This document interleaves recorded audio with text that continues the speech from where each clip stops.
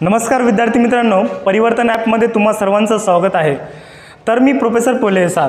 तर विद्यार्थी मित्रांनो, आज आपण इयत्ता 10वीचा गणिताचा पार्ट सेकंड म्हणजेच भूमितीचा पहिला चॅप्टर पाहणार आहोत, समरूपता। तर विद्यार्थी मित्रांनो, या परिवर्तन ॲपच्या माध्यमातून आम्ही 5वी ते 12वी पर्यंतचा पूर्ण सिलेबस कव्हर करणार आहोत आणि ते पण एकदम मिनिमम कॉस्टमध्ये म्हणजेच मिनिमम बजेटमध्ये। तर विद्यार्थी मित्रांनो, तुम्ही जर बाहेर 10वीचं ट्यूशन लावलं, जर 3 विषयाचं ट्यूशन लावलं, गणित, विज्ञान आणि इंग्लिश, तर तुम्हाला बाहेर 15,000 रुपये किंवा 12,000 रुपये फीस आहे, बरोबर आहे। आणि पूर्ण विषयाचं जर ट्यूशन लावलं, एकतर पूर्ण विषयाचं ट्यूशन अवेलेबल नाही आहे आणि पूर्ण विषयाचं जर तुम्हाला ट्यूशन लावायचं असेल तर त्याची फीस आहे 20,000 रुपये।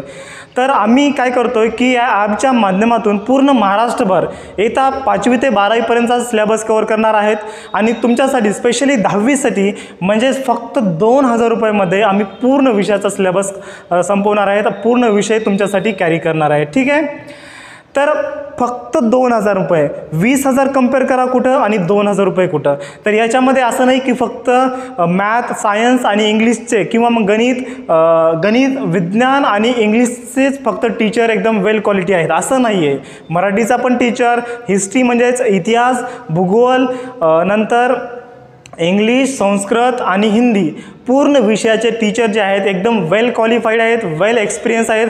तर तुम्हाला समजेलच, तुम्ही प्रत्येक विषयाचे विद्यार्थी मित्रांनो 2-2 लेक्चर आम्ही फ्रीमध्ये दिलेले आहेत आणि त्याच्यानंतर तुम्हाला 2,000 रुपये फीस पे करायची आहे, ठीक आहे। तर आज आपण भूमितीचा फर्स्ट चॅप्टर स्टार्ट करणार आहोत, समरूपता। तर आता समरूपता म्हणजे काय, कोण सांगेल समरूपता म्हणजे काय?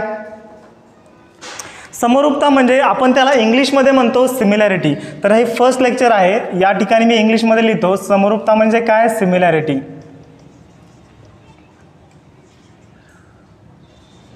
सिमिलॅरिटी म्हणजे काय, सारखेपण। समरूपता म्हणजे काय, सारखेपण, साम्य, सारखे काय आहे।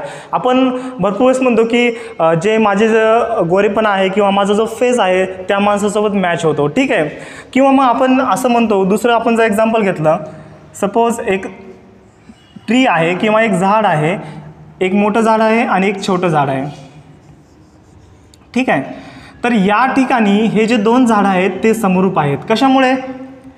यांची डायमेन्शन मॅच होते का? डायमेन्शन म्हणजे याची जी उंची आहे ती मॅच होते का? नाही। याची जी साईज आहे, या जे झाडाची साईज आहे या झाडाच्या साईजसोबत मॅच होते का? नाही। पण तरी देखील हे जे 2 झाडं आहेत ते समरूप का आहेत, हे सिमिलर का आहेत? सारखे दिसत आहेत ना आपल्याला, साईजला सारखे आहेत, ठीक आहे। एक छोटा आहे, एक मोठा आहे, पण याच्यामध्ये साम्य पण कशामध्ये आहे? साईजमध्ये आहे। म्हणजे आपण त्याला काय म्हणतो, शेप म्हणजे आकार, ठीक आहे।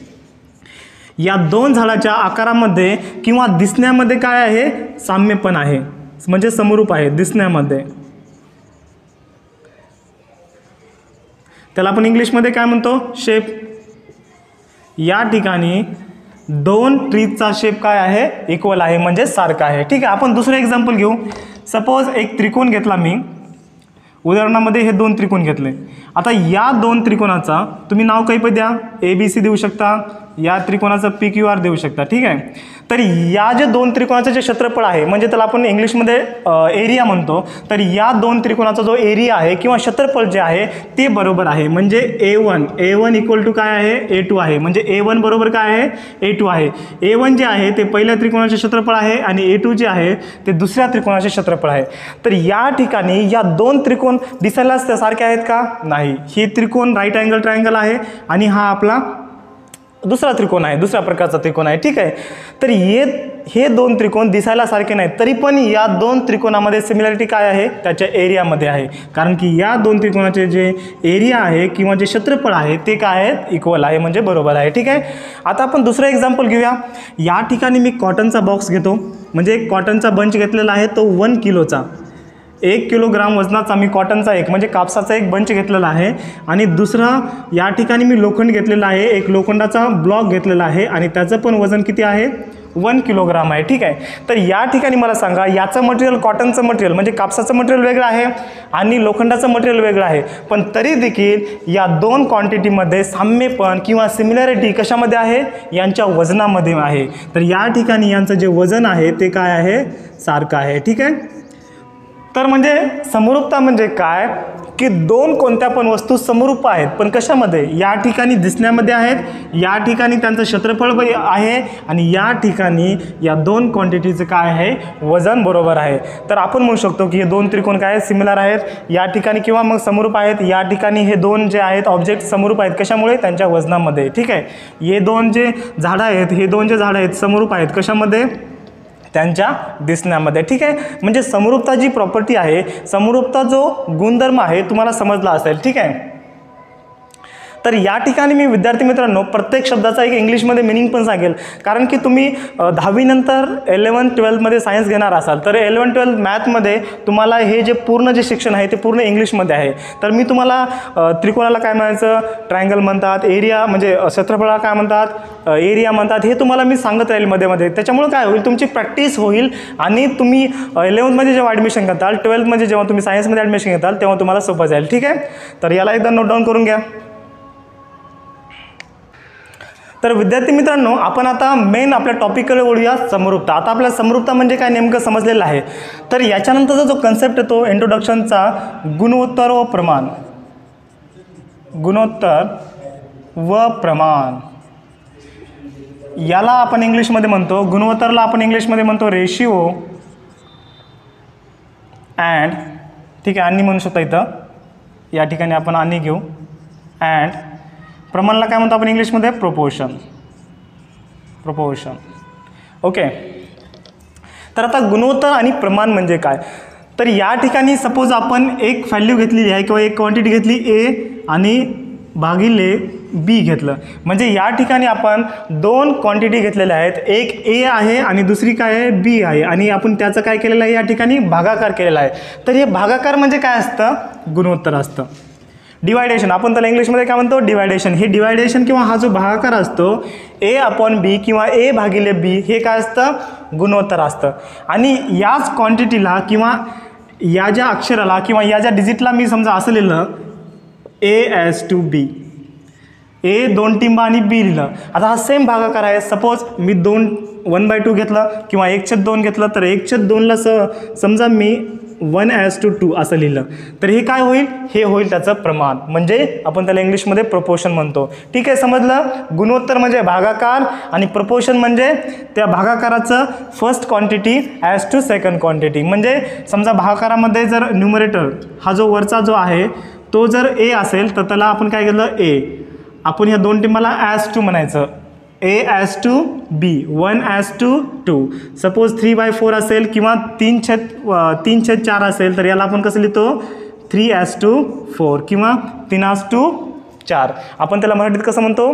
3:4. ठीक आहे, तर याचं जे आहे तर याचा उपयोग कुठं होईल?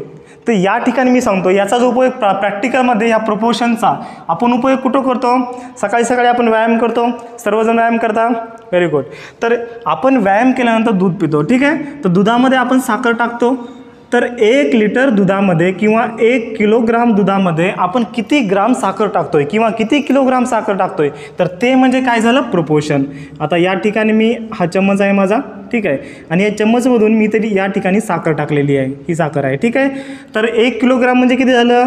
1000 ग्राम. बरोबर आहे, सर्वजण दुकानाला जाता ना? ओके, 1 किलोग्राम साखर म्हणजे किती ग्राम? 1000 ग्राम.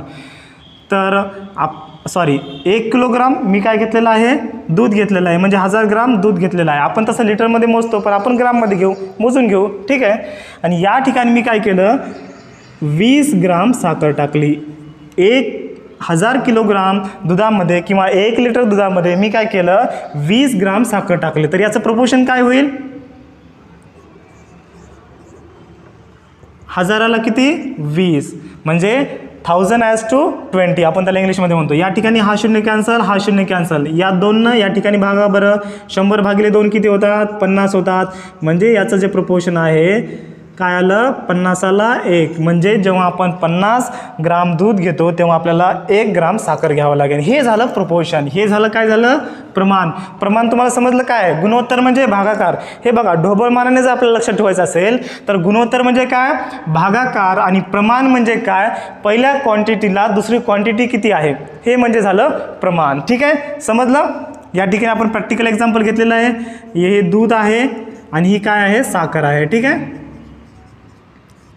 ओके, आता याच्यानंतर आपण या चॅप्टरमध्ये आपण स्पेशली त्रिकोणाचा अभ्यास करणार आहोत. त्रिकोण म्हणजे काय? ट्रायंगल. आपण त्याला इंग्लिशमध्ये काय म्हणतो? ट्रायंगल. तर मला सांगा, त्रिकोणाच्या क्षेत्रफळाचं सूत्र काय आहे? जर आपल्याला कोणत्याही त्रिकोणाचं क्षेत्रफळ काढायचं असेल तर क्षेत्रफळ म्हणजे नेमकं काय मला सांगा आधी. त्रिकोण भरपूर प्रकारचे असतात. हे बघा, या ठिकाणी हे त्रिकोण आहेत, बरोबर आहे. तर त्रिकोणाचं क्षेत्रफळ म्हणजे काय? हे बघा, क्षेत्रफळ म्हणजे काय? ह्या ज्या तीन ज्या बाजू आहेत, तीन बाजूमध्ये किती प्रमाणात जागा आहे तर त्याला आपण काय म्हणतो? क्षेत्रफळ. या तीन बाजूमध्ये किती स्क्वेअर फूट किंवा किती स्क्वेअर मीटर या म्हणजे त्रिकोणामध्ये जागा आहे त्याला आपण काय म्हणतो? क्षेत्रफळ म्हणतो, किंवा आपण त्याला इंग्लिशमध्ये एरिया म्हणतो. ठीक आहे. तर या ठिकाणी मी म्हणतो त्रिकोण, त्याला इंग्लिशमध्ये आपण काय म्हणतो? ट्रायंगल. ठीक आहे. Okay, triangle. ठीक आहे. तर एरिया ऑफ ट्रायंगल त्याला आपण इंग्लिशमध्ये म्हणतो एरिया ऑफ ट्रायंगल. म्हणजेच त्रिकोणाचं क्षेत्रफळ काय आहे? फॉर्म्युला काय आहे? कोण सांगेल? आपण 9वीमध्ये शिकलेलं आहे, 9वीच्या भूमितीमध्ये आपण शिकलेलं आहे. तर त्रिकोणाचे क्षेत्रफळ बरोबर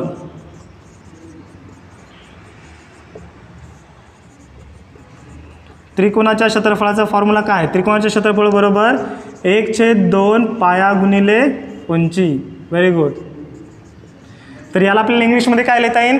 area of triangle equal to 1/2 base into height. ठीक आहे. जर इंग्लिशमध्ये कुणाला लक्षात ठेवायचं असेल तर area of triangle equal to 1/2 base into height येईल. ठीक आहे.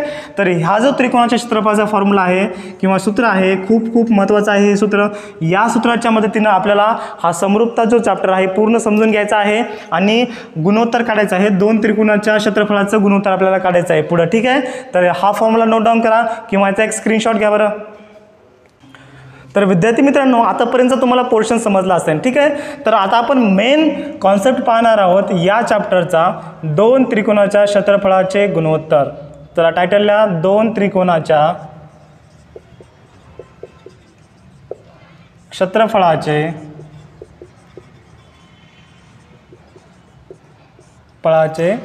गुणोत्तर. आपण त्याला इंग्लिशमध्ये काय म्हणू? रेशिओ ऑफ, रेशिओ म्हणजे काय? गुणोत्तर. Ratio of area of two triangles.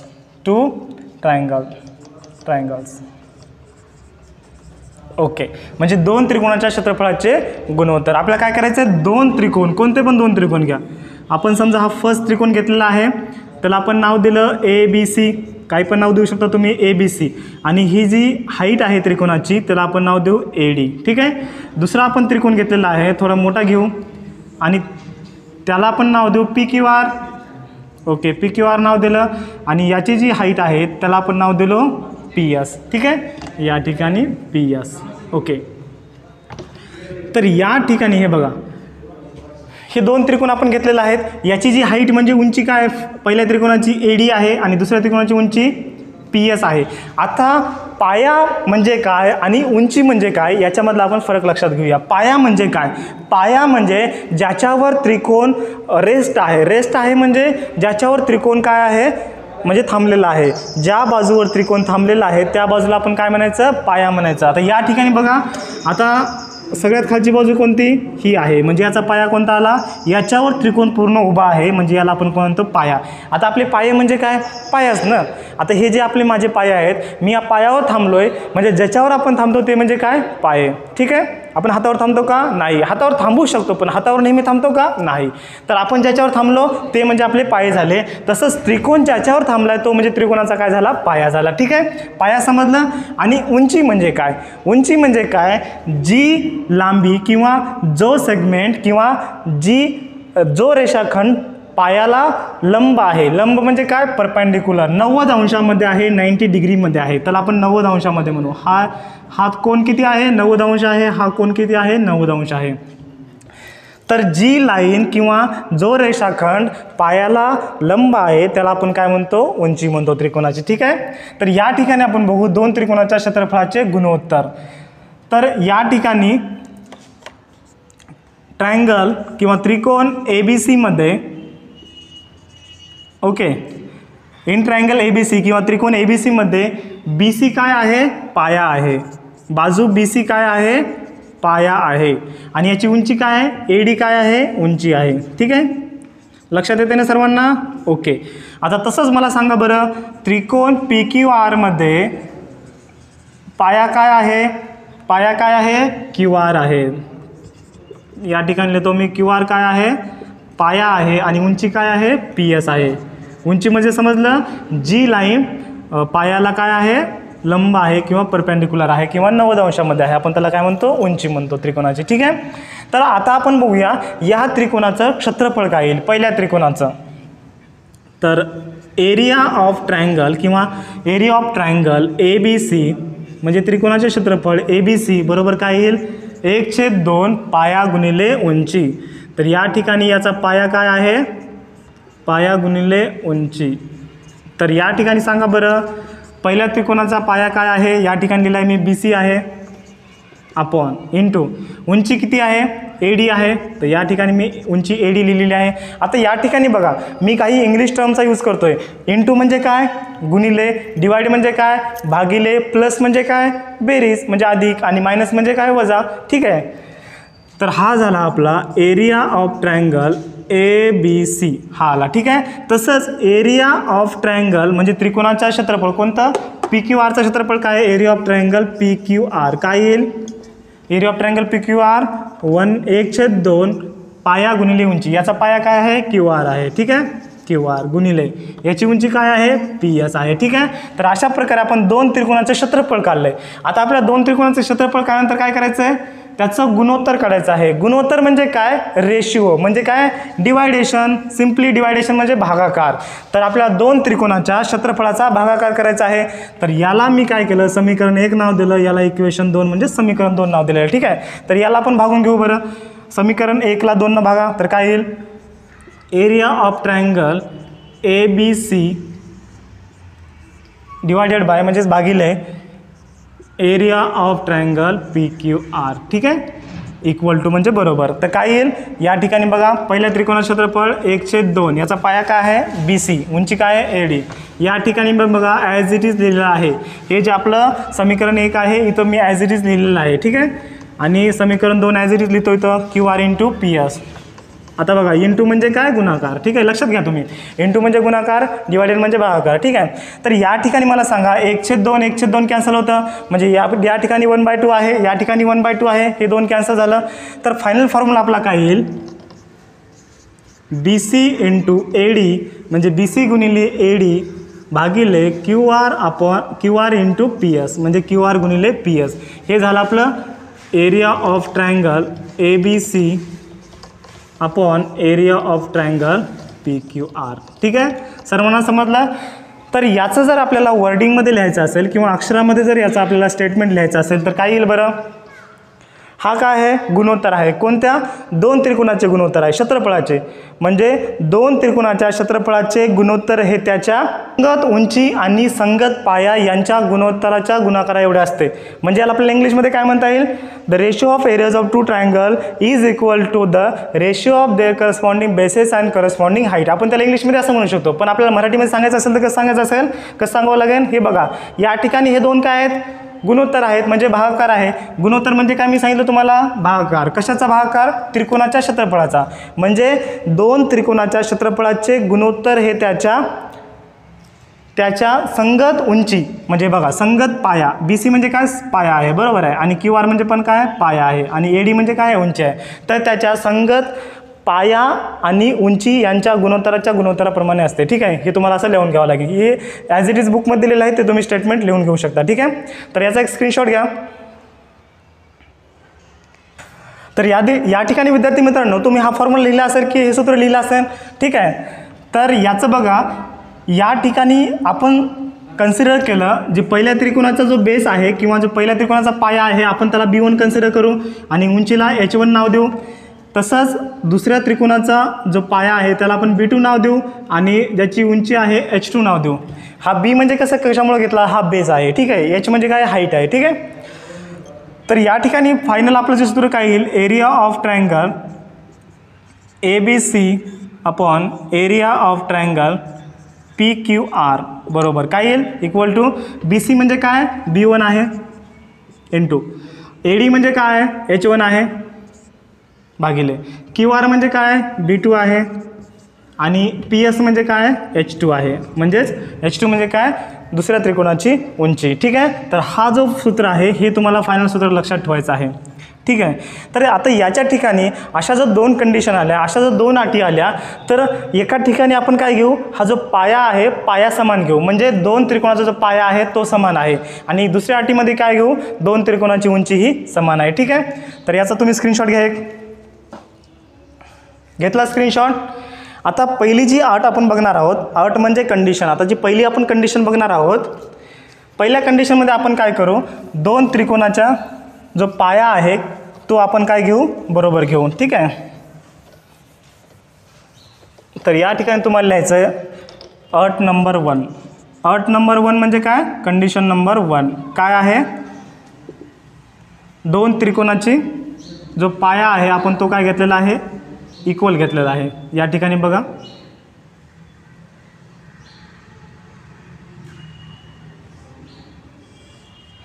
आता या ठिकाणी मी दोन त्रिकोण घेतलेले आहेत. लक्षात येते ना. या ठिकाणी जो पहिला त्रिकोण आहे तो आहे ABC आणि दुसरा त्रिकोण आहे BQC. हे बघा, दुसरा त्रिकोण हा BQC. पण याचा जो पाया आहे ABCचा पण पाया BCचा आहे आणि BQCचा पण पाया काय आहे, BCचा आहे. पण याची उंची वेगवेगळी आहे. पहिल्या त्रिकोणाची उंची ही AD आहे आणि दुसऱ्या त्रिकोणाची उंची काय आहे, QC आहे. ठीक आहे. तर या ठिकाणी जर आपण असे दोन त्रिकोण घेतले ज्याचा पाया सेम आहे तर काय येईल, एरियाचा रेशो. या ठिकाणी अट नंबर 1 लिहा, दोन त्रिकोणाचा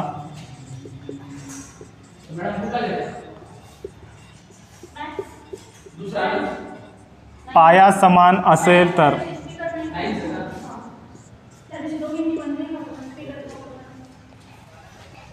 तर दोन त्रिकोणाचा पाया समान असेल तर काय येईल, त्याचं जर दोन त्रिकोणाच्या क्षेत्रफळाचे गुणोत्तर काय येईल, area of triangle ABC upon area of triangle. या ठिकाणी काय आहे, BQC. दुसरा कोणता आहे, BQC. ठीक आहे. तर याचं सूत्र काय आहे, B1 × H1 upon B2 × H2. ठीक आहे. या ठिकाणी आपण PQR घेतला होता, या ठिकाणी BQC घेतलेला आहे. तुम्ही कोणता पण घेऊ शकता. ठीक आहे. तर या ठिकाणी आपण काय घेतलेला आहे, पाया समान घेतलेला आहे. म्हणजे B1 = काय येणार, B2 येणार. पाया समान म्हणजे B1 बरोबर B2 बरोबर आपण त्याला B मानू. ठीक आहे. तर या ठिकाणी B आलं, या ठिकाणी H1 येईल भागिले, या ठिकाणी पण B येईल × H2 येईल. तर या ठिकाणी BB काय होईल, कॅन्सल होईल. ठीक आहे. तर फायनल आपलं काय होईल, H1 अपॉन H2 उरेल. ठीक आहे. तर म्हणजे जर दोन त्रिकोणाच्या पाया जर समान असेल तर त्याच्या दोन त्रिकोणाच्या क्षेत्रफळाचे गुणोत्तर हे त्याच्या संगत उंचीच्या गुणोत्तराबरोबर असते. आपण त्याला मराठीत असं म्हणू शकतो. इंग्लिशमध्ये काय येईल, the ratio of areas of two triangle with equal base is equal to the ratio of their corresponding heights. ठीक आहे. मराठीमध्ये काय येईल, दोन त्रिकोणाच्या क्षेत्रफळाचे गुणोत्तर जर दोन त्रिकोणाचा पाया जर समान असेल तर त्याच्या उंचीच्या गुणोत्तरा एवढे असते. ठीक आहे. तर या ठिकाणी हे स्टेटमेंट दिलेलं आहे. काय स्टेटमेंट आहे, समान लांबीच्या पायाच्या दोन त्रिकोणाची क्षेत्रफळे त्याच्या संगत उंचीच्या प्रमाणात असतात. म्हणजेच काय, हे उंचीच्या प्रमाणात असतात म्हणजे काय, त्याच्या रेशोमध्ये असतात किंवा गुणोत्तर एवढे असतात, हे आलं त्याचं. ठीक आहे. H1 अपॉन H2 किंवा H1 भागिले H2. ठीक आहे. याला लिहून घ्या, नोट डाऊन करा. तर आता आपण 8 नंबर 2 बघूया. ठीक आहे. म्हणजे कंडिशन नंबर 2. आता कंडिशन नंबर 2 मध्ये आपण काय बघूया, पाया उंची समान घेऊया. ठीक आहे. अट नंबर 2, जर उंची समान असेल तर,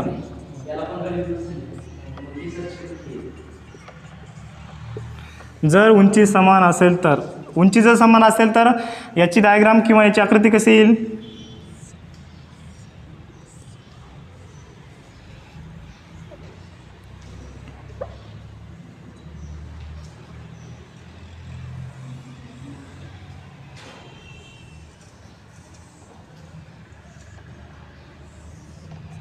हे बघा, मी या ठिकाणी दोन त्रिकोण काढलेले आहेत. पहिला त्रिकोण आपला ABC आणि दुसरा त्रिकोण BQR. ठीक आहे. या ठिकाणी पहिल्या जी त्रिकोणाची उंची आहे ती आहे AD आणि दुसऱ्या त्रिकोणाची उंची काय आहे QR. या ठिकाणी आपण दोन त्रिकोण कोणकोणते घेतले आहेत. पहिला त्रिकोण आपला आहे ABC आणि दुसरा जो त्रिकोण आहे तो आहे BQR. ठीक आहे, BQR नाव तुम्ही काही पण देऊ शकता. ओके, तर याच्यामध्ये पहिल्या त्रिकोणाचा बेस कोणता आहे BC आहे आणि दुसऱ्या त्रिकोणाचा बेस कोणता आहे, इथून स्टार्ट होतो इथं एंड होतो, म्हणजे BR हा दुसऱ्या त्रिकोणाचा बेस आहे. ठीक आहे, तर याचा जो पहिल्या त्रिकोणाचा बेस आहे आपण त्याला B1 कन्सिडर करू, पहिल्याची हाईट H1 कन्सिडर करू, दुसऱ्याची हाईट पण काय आहे सेम आहे पण त्याला आपण H2 कन्सिडर करू, म्हणजे H1 = H2 = काय येईल H येईल आणि दुसऱ्या त्रिकोणाचा जो बेस आहे तो काय येईल B2 येईल. ठीक आहे, तर या ठिकाणी दोन त्रिकोणाच्या क्षेत्रफळाच्या गुणोत्तराचा जो सूत्र आहे काय येईल, एरिया ऑफ ट्रायंगल ABC पहिला त्रिकोण भागिले एरिया ऑफ ट्रायंगल दुसरा त्रिकोण कोणता आहे BQR बरोबर. आपला फॉर्म्युला काय आहे, सूत्र काय आहे B1 × H1 upon B2 × H2.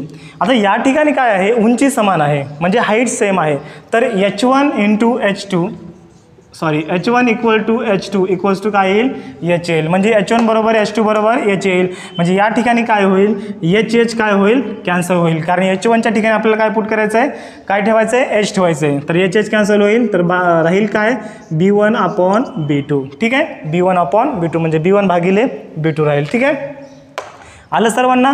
तर याचं जे आता स्टेटमेंट आहे फायनल स्टेटमेंट याचं काय बनेल, समान उंची असलेल्या त्रिकोणाची क्षेत्रफळे त्याच्या संगत पायाच्या प्रमाणात असतात. म्हणजे या ठिकाणी आता याला इंग्लिशमध्ये आपल्याला काय म्हणता येईल, the ratio of areas of two triangle is equal to the ratio of their corresponding bases. ठीक आहे, म्हणजे इंग्लिशमध्ये मला थोडं सोपं जातं, पण या ठिकाणी मराठीत आपल्याला काय म्हणता येईल, जर समान उंची असलेल्या दोन त्रिकोणाच्या क्षेत्रफळाचे गुणोत्तर हे त्याच्या संगत पायाच्या गुणोत्तराबरोबर असते किंवा संगत पायाच्या प्रमाणात असतात, आपण त्याला मराठीत म्हणू शकतो. ठीक आहे, तर हे विद्यार्थी मित्रांनो सर्वांना समजलं. हे बघा, लँग्वेज इम्पॉर्टंट नाही आहे, कॉन्सेप्ट इम्पॉर्टंट आहे. या ठिकाणी तुम्हाला जर हे समजलं असेल तर कॉन्सेप्ट समजेल, लँग्वेज नाही. लँग्वेज तुमची मराठी असेल हिंदी असेल काही फरक पडत नाही. आता मी जास्त इंग्लिश यूज करतोय तर याचा अर्थ तुम्हाला फायदाच होणार आहे की भविष्यामध्ये तुम्ही सायन्स जर घेत असाल तर भरपूर सारे विद्यार्थी सायन्स घेतात, तर भविष्यामध्ये तुम्हाला याचा नक्कीच फायदा होईल. ठीक आहे, ओके, तर याचा एक स्क्रीनशॉट घ्या. तर आता आपण पुस्तकामध्ये ज्या ॲक्टिव्हिटीज दिलेल्या आहेत त्याला आपण मराठीत काय म्हणू शकतो, कृती. ठीक आहे, या पुस्तकामध्ये ज्या कृती दिलेल्या आहेत तर या 3 कृती आहेत, तर 3 कृती आपण 1 बाय 1 समजून घेऊया. तर राजांनो या ठिकाणी आपल्याला 2 कृती दिलेल्या आहेत, म्हणजे ॲक्टिव्हिटी दिलेल्या आहेत. काय ॲक्टिव्हिटी दिलेल्या आहेत, खालील रिकाम्या चौकटी योग्य प्रमाणे भरा. म्हणजे हे जे बॉक्सेस आहेत या बॉक्सेसमध्ये आपल्याला जी काही या ठिकाणी ॲक्टिव्हिटी येईल ती आपल्याला ॲक्टिव्हिटी भरायची आहे. ठीक आहे, तर या ठिकाणी बघा, एरिया ऑफ ट्रायंगल ABC भागिले एरिया ऑफ ट्रायंगल APQ. म्हणजे या ठिकाणी काय दिलेलं आहे, दोन त्रिकोणाच्या क्षेत्रफळाचं गुणोत्तर दिलेलं आहे. तर फॉर्म्युला आपला काय होता, सूत्र काय होतं, A1 आपण कन्सिडर करू, पहिल्या ट्रायंगलचा एरिया किंवा त्रिकोणाचा एरिया A1/A2 बरोबर काय येईल B1 × H1 upon B2 × H2, म्हणजे B1 गुणिले H1 भागिले B2 × H2 येईल. ठीक आहे, तर या ठिकाणी आपले 2 त्रिकोण कोणकोणते आहेत. पहिला त्रिकोण आहे ABC, म्हणजे हा A, हा B आणि हा C, म्हणजे मोठावाला त्रिकोण. बरं ठीक आहे, आणि दुसरा त्रिकोण कोणता आहे APQ, हा A, हा P आणि हा Q, म्हणजे हा छोटावाला त्रिकोण. बरोबर आहे, तर याचं आपल्याला काय करायचं, दोघांचं त्रिकोणाच्या क्षेत्रफळाचं गुणोत्तर काढायचं आहे. ठीक आहे, तर फॉर्म्युला काय येईल B1, म्हणजे पहिल्याचा पाया काय आहे BC आहे, पहिला त्रिकोण याचा पाया काय येईल BC येईल. याची उंची काय येईल, पाया गुणिले उंची, याची उंची काय येईल, पहिल्याची उंची काय आहे. आता उंची म्हणजे कोणती साईड, जी साईड किंवा जी लाईन तुमच्या पायाला काय आहे परपेंडिक्युलर आहे किंवा लंब आहे, तर काय येईल याची उंची AR येईल. तर या ठिकाणी AR आहे. आता AQ उंची येईल का, नाही, कारण की ही लंब नाही आहे, लंब म्हणजे 90 अंशामध्ये पाहिजे. तर या ठिकाणी ही 90 अंशामध्ये लाईन आहे, ही लाईन 90 अंशाची नाही आहे किंवा ही लाईन 90 अंशाची नाही आहे. 90 अंशाची लाईन म्हणजे काय, पहिली लाईन एकदम हॉरिझॉन्टल आणि दुसरी लाईन त्याला व्हर्टिकल, म्हणजे ती झाली 90 अंश किंवा 90 डिग्री. ओके, तर या ठिकाणी BC AR आलं.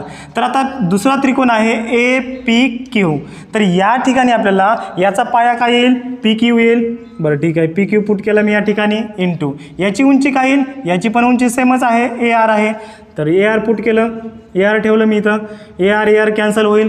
तर what is remaining hair BC upon PQ. तर या ठिकाणी काय उरेल, BC भागिले PQ उरेल. ठीक आहे, तर हे तुमचं आलं फायनल आन्सर. ओके, तर आता आपण तसंच सेकंड ॲक्टिव्हिटी बघूया. तर याचं सांगायचा उद्देश म्हणजे जर दोन त्रिकोणाची जर हाईट जर सेम असेल आणि त्याचं जर आपण रेशो फाइंड आउट केला किंवा गुणोत्तर जर आपण काढलं तर त्याला काय येईल, ते त्याच्या संगत पायाच्या गुणोत्तराबरोबर असते. ओके, तर या ठिकाणी ह्या सेकंड ॲक्टिव्हिटी काय आहे, त्रिकोण LMN. याचा एरिया काय येईल, LMN म्हणजे ही L M आणि N म्हणजे हा मोठा त्रिकोण. ठीक आहे, तर याचा पाया काय येईल, MN येईल. तर या ठिकाणी मी MN पुट करतो. बरोबर आहे. तर याची उंची काय येईल, फॉर्म्युल्यामध्ये सेकंड काय आहे, उंची आहे. तर उंची याची काय येईल, LP येईल. तर LP पुट करतो मी. नंतर आता दुसरा त्रिकोण आपल्याला कोणता घ्यायचा आहे, DMN म्हणजे हा D हा M आणि हा N घ्यायचा आहे, म्हणजे हा छोटा त्रिकोण घ्यायचा आहे. बरोबर आहे. तर याचा जो पाया काय येईल, MN येईल, पाया सेम येईल MN, आणि याची उंची काय येईल, DQ येईल. याची उंची DQ का आली, कारण जी लाईन पायाला परपेंडिक्युलर आहे किंवा 90 अंशामध्ये आहे त्याला आपण काय म्हणतो, उंची म्हणतो. या ठिकाणी MN कॅन्सल होईल आणि शिल्लक काय राहील, LP अपॉन DQ राहील. ठीक आहे, सर्वांना समजलं. ठीक आहे, याचा एक स्क्रीनशॉट घ्या. तर या ठिकाणी आपली थर्ड नंबरची जी कृती आहे किंवा तिसऱ्या नंबरची जी कृती आहे ती आपण पाहून घेऊया. बिंदू M हा रेख ABचा मध्यबिंदू आहे. म्हणजे या ठिकाणी पॉईंट, बिंदू म्हणजे काय, पॉईंट. तर पॉईंट M हा AB लाईनचा काय आहे, मध्यबिंदू आहे, म्हणजे मिड पॉईंट आहे. बरोबर आहे, या ठिकाणी दिलेला आहे. रेख CM ही ट्रायंगल ABCची मध्यगा आहे. आता जे रेषाखंड CM आहे म्हणजे ही लाईन CM ती काय आहे, त्रिकोण ABCची मध्यगा आहे. म्हणजे मध्यगा म्हणजे आपण त्याला मेडियन म्हणतो. मेडियन म्हणजे काय किंवा मध्यगा म्हणजे काय, जी लाईन त्रिकोणाला काय करते, दोन इक्वल पार्टमध्ये डिवाइड करते किंवा विभागते, त्याला आपण काय म्हणतो, मध्यगा म्हणतो. पुढे आपण बघणार आहे मध्यगा म्हणजे काय, चॅप्टर नंबर 3 मध्ये आपण ती बघणार आहे. ठीक आहे, तर या ठिकाणी आपल्याला काय करायचं आहे, एरिया ऑफ ट्रायंगल AMC म्हणजे AMC म्हणजे हा इकडला छोटा ट्रायंगल. बरोबर आहे, याचा एरिया अपॉन म्हणजे भागिले एरिया ऑफ ट्रायंगल BMC म्हणजे हा BMC म्हणजे हा छोटा ट्रायंगल इकडला, म्हणजे हा दोन त्रिकोण, इकडला त्रिकोण आणि तिकडला त्रिकोण, याचा दोन त्रिकोणाच्या क्षेत्रफळाचे आपल्याला काय या ठिकाणी फाइंड आउट करायचं आहे, गुणोत्तर. ओके, तर या ठिकाणी बघा ही जी लाईन आहे, आता या ठिकाणी हाईट काय येईल त्रिकोणाची, हाईट म्हणजे काय, जी साईड त्रिकोणाला काय असते, बेसला किंवा त्याच्या पायाला काय असते, 90 अंशामध्ये असते. तर या ठिकाणी आपण ही लाईन या ठिकाणी निघालेली आहे लाल. तर या ठिकाणी CP आपण त्याला नाव देऊ. ही म्हणजे त्रिकोणाची काय झाली, उंची झाली. आता ह्या पण त्रिकोणाची सेम उंची आणि ह्या पण त्रिकोणाची सेम उंची. ओके, तर याचा फॉर्म्युला काय येईल, सूत्र काय येईल, AMC. याचा पाया काय आहे, AMCचा पाया AM आहे, तर इथं AM लिहूत आपण, गुणिले याची उंची काय येईल, CP येईल. ठीक आहे, या ठिकाणी बॉक्स दिला नाही पण या ठिकाणी उंची CP येते. आता BMCचा पाया काय आहे, BMCचा पाया MB आहे. ओके, BMCचा पाया काय आहे, MB आहे, आणि याची उंची काय आहे, उंची पण याची सेम आहे, CP आहे. तर या ठिकाणी CP कॅन्सल होईल. तर आता AM बरोबर काय आहे, MB आहे, म्हणजे ही मेडियन आहे, म्हणजे मध्यगा आहे. म्हणजे हा जो CM जो रेख आहे तो काय करतो, ह्या AB साईडला दोन इक्वल पार्टमध्ये डिवाइड करतो, म्हणजे दोन इक्वल पार्टमध्ये काय करतो किंवा दोन समांतर भागामध्ये याची डिवायडेशन करतो. ठीक आहे, तर म्हणजे ही बाजू बरोबर ही बाजू आहे, म्हणजे काय येईल इथं, AM बरोबर काय येईल, MB येईल. ठीक आहे, म्हणजे हे 2 सेंटीमीटर असेल तर हे पण 2 सेंटीमीटर येईल, हे 2 मीटर असेल तर हे पण 2 येईल, हे 4 असेल तर हे पण 4 येईल. म्हणजे याचं जे पोर्शन आहे तो काय आहे, इक्वल आहे. ठीक आहे, तर AMला मी काय पुट करू शकतो, MB पुट करू शकतो. तर AMच्या ठिकाणी मी इथं MB लिहिलं आणि हे MB ॲज इट इज. ते MB काय होईल, कॅन्सल होईल. तर या ठिकाणी 1 राहील अपॉन 1 राहील. तर याचं आपण जर प्रपोर्शन लिहिलं तर 1:2 काय येईल, 1 येईल. ठीक आहे, प्रपोर्शन मी तुम्हाला सांगितलं ना, प्रपोर्शन म्हणजे काय, प्रमाण. तर याचं प्रमाण काय येईल, 1:1 येईल. ठीक आहे, तर याचं कारण काय, आता या ठिकाणी त्यांनी सांगितलं आहे कारण लिहा. याचं कारण काय येईल, कारण CM जी लाईन आहे ती मध्यगा असल्यामुळे काय करते, या दोन त्रिकोणाला इक्वल पार्टमध्ये विभागणी करते. तर दोन त्रिकोणाची विभागणी इक्वल पार्टमध्ये झाल्यामुळे याचा पण जो क्षेत्रफळ आहे, या त्रिकोणाचं क्षेत्रफळ आणि या त्रिकोणाचं क्षेत्रफळ काय आहे, बरोबर आहे किंवा इक्वलमध्ये आहे. त्याच्यामुळे याचा जे रेशिओ आहे किंवा याचं जे गुणोत्तर आहे ते काय आलेलं आहे, 1:1 आलेलं आहे, म्हणजे 1:1 आलेलं आहे. ठीक आहे, तर अशा प्रकारे विद्यार्थी मित्रांनो आपण जी ॲक्टिव्हिटी आहे किंवा कृती आहे आपण पाहिलेली आहे. तर याच्यानंतर पुढचा जो भाग आहे डायरेक्टली आपण सराव संच 1.1 पाहणार आहोत पुढच्या लेक्चरमध्ये. व्हिडिओ कसा आवडला कमेंट बॉक्समध्ये नक्की कळवा. आणि याचा जो पुढचा व्हिडिओ आहे तो पण फ्री आहे, पण त्याच्या पुढचा जो व्हिडिओ आहे तो तुम्हाला 2000 रुपये पे करावा लागतील. ठीक आहे, तर हा व्हिडिओ तुम्हाला नक्की समजला असेल. So thank you.